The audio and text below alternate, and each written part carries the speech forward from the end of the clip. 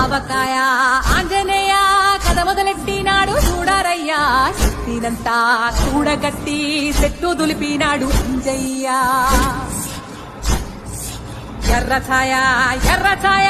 కోతి అవతార వెంటమాయ కత్తి సేత పట్టకుండా కాయ కోసినాడు కపిలయ్యా